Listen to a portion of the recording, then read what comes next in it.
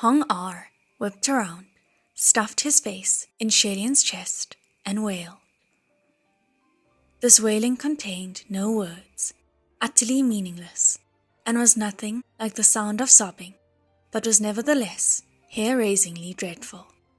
Without looking at who it was, it would sound like the desperate cries of a full-grown man breaking down, or the struggling of a small beast with its throat cut open by a knife, as if only by immediate death could he be relieved.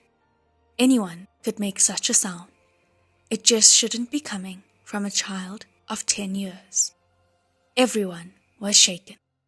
A moment later, Guo said, "I mean it. It's best to let go." Fengxin finally came to and yelled, "Your Highness, let go. Be careful of." But in the end, he didn't have the heart to continue. "It's fine," Shilian said. Zhu Shishong, however, was quite concerned for His Highness's welfare, and saw that Hong R was smearing blood and snot all over Shilian's white robes, so he ran over to pull at that young child, berating, "Little kid, you can't." Yet, the harder he pulled, the harder that child held on to Shilian, refusing to let go no matter what, using both his hands and feet to grip on, and screaming. 3 or 4 more people came forward to try and rip him off, but instead that made him hang on to Shilian like a little monkey. Shilian found it both funny and pitiful, and held Hong R with one hand, gently rubbing up and down that emaciated small back in comfort, while raising the other hand. "Never mind. Don't worry. Let him be." Some moments later, after feeling that the child in his arms stopped struggling and had quieted down, Shilian asked the people close by in a low whisper, "Was anyone else hurt in the Shenle Pavilion fire?" "No," Muqing replied. "There was only us inside at the time." As the Shenle Pavilion was burnt to a crisp, Shilian could no longer stay. After making sure that it was only the building that was burned, and not any of the people, those who came to help put out the fires started to help clean up the vicinity, feeling rather distraught at all the charred precious gems and treasures. Shilian, however, wasn't concerned. The things he used daily were a little more intricate, but other than that, Shilian really didn't have anything of importance stored inside the Shenle Pavilion.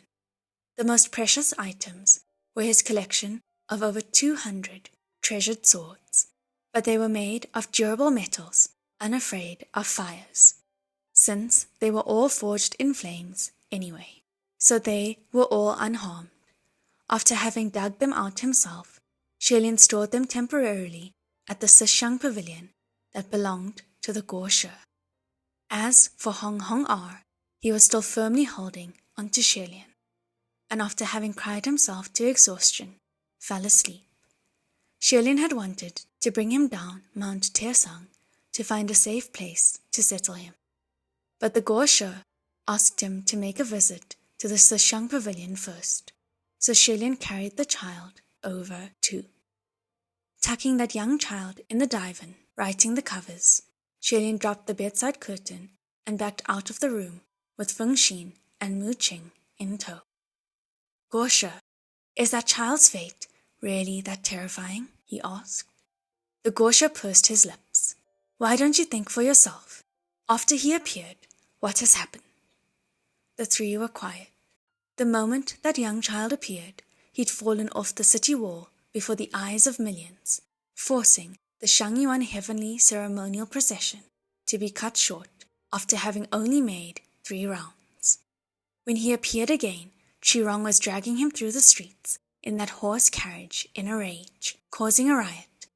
He made Fengxin break an arm, and Shilian butted heads with the king, making the queen cry. This time, all the resentful spirits of Mount Tesang broke out of their seals within the black pagodas and even burnt down the Shenle Pavilion. Misfortune was indeed following after him like a shadow. Is there any way to break this? Shelian asked. Break this? The Gosha said. What do you mean? Change his fate? Shelian nodded. The Gosha said, Your Highness, you haven't learned the art of fortune-telling from me, so when it comes to matters like these, you really don't understand anything. If you did, you wouldn't have asked. Shelian was taken aback and sat himself up straight. Please enlighten me, he said. The Gosha thus took the teapot on the table and poured a cup. Your Highness, do you still remember that day when you just turned 6, when His Majesty and the Queen bade me to enter the palace to tell your fortune? That one question I asked you? Watching that steaming cup of tea, Shelian pondered. Did you mean the 2 people and the cup of water? That year, the Gosha had asked Shelian many questions in order to help tell his fortune. There were questions with answers and ones without, and with every answer Shelian gave, the Gosha would praise the boy, making the king and queen smile with pleasure. Many exchanges from that conversation were later passed around as delightful stories. But there was one question which, when Shelian answered, the Gosha made no commentary. Very few knew of the details. Not even Feng Xin knew, never mind Mu Qing. That question was, 2 people and a cup of water. The Gosha spoke. 2 people walked the desert, about to die from thirst, and there was only 1 cup of water. The one who drinks lives, the one who doesn't dies. If you were a god, who would you give that cup of water to? Don't speak yet. I'll ask the other 2 and see how they answer. The last part of his words were directed to the 2 standing not too far behind. Mu Qing contemplated and responded cautiously. May I ask who those 2 people are, what their natures are like, and what of their merits? A decision can only be made once all the details are known. Feng Xin, on the other hand, answered, I don't know. Don't ask me. Tell them to decide amongst themselves. Shelian laughed. Gosha admonished. What are you laughing about? Do you remember how you answered? Shelian schooled his expression and said solemnly, Give another cup. Hearing this, between Feng Xin and Mu Qing, one turned his face away, the other lowered his head, as if they couldn't bear to listen. Shelian turned his head back and said, in all seriousness, Why are you guys laughing? I'm serious. If I was a god, I would definitely give another cup. The Gosha gently shook that cup of tea in his hand, and the tea swirled in the cup as if it had a life of its own. He continued, All fortunes in the world, good or bad, are limited. Just like this cup of water, there's only so much. Once you've drunk your fill, there'll be no more left for others. If one receives more, then another must receive less. Throughout the ages, all conflicts are born from the fact that there are many in this world, but only 1 cup of water, and no matter who it's given to, there'd be a good reason. You want to change fate? It's difficult, but not impossible. But if you change that child's life, someone else's life will also be changed, and more grudges shall be created. Once upon a time, you said to just give another cup of water, just like today, how you wanted to choose a 3rd path. Your intention is to expand the source, a beautiful thought, but I will tell you that it's impossible. Shelian listened silently, but disagreed wholeheartedly. Still, he didn't rebut.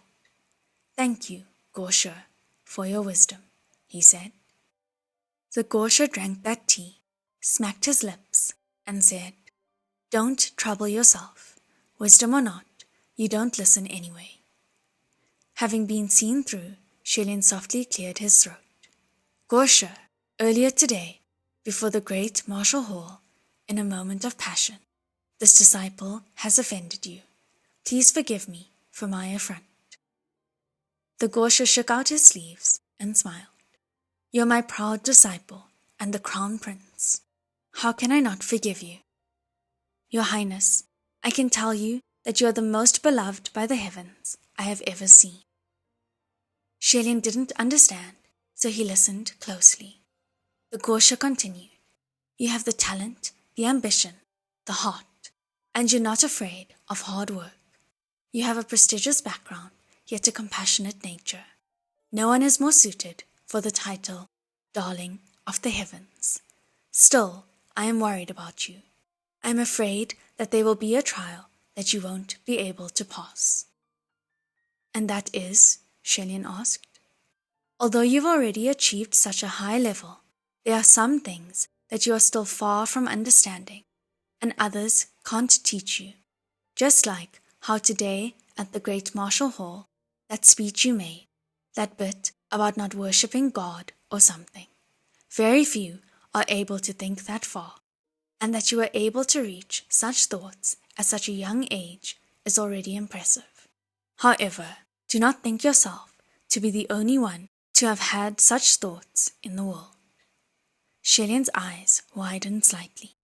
The Gosha continued, "The things you spoke of today were already spoken by others, decades, maybe centuries ago, but their words never took form. Their voices were too small, so not many heard. Have you ever wondered why that is?" Shelian hummed and replied, "Because even if they thought of it, they never acted on it and weren't determined enough." "And you? What makes you think that you're determined enough?" Gosha asked. "Gosha, do you think I can ascend?" Shelian asked. The Gosha gave him a look and said, "If you can't ascend, then no one can. It's only a matter of time." Shelian smiled. "Then just you watch." He pointed to the sky. "If one day I ascend, I will for sure do all that I said today and become a power to behold."